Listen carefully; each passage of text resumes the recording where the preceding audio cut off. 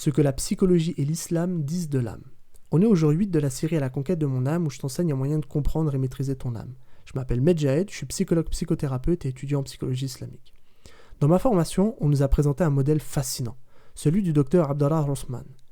Il propose une nouvelle conception du bien-être humain, un modèle biologique, psychologique, sociologique, spirituel.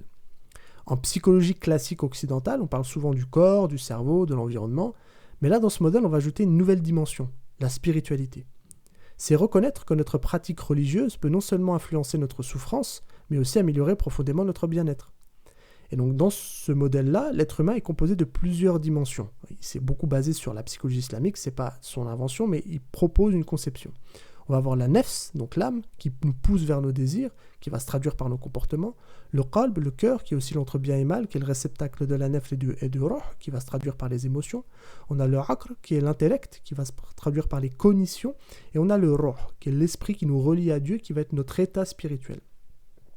Et donc notre âme passe par plusieurs états, du conflit intérieur à la sérénité, j'ai déjà pu en parler.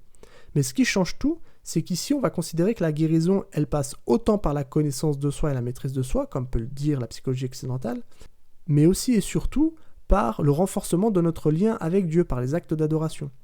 Ça veut dire que parfois, c'est nécessaire de voir si le problème ne vient pas d'ailleurs.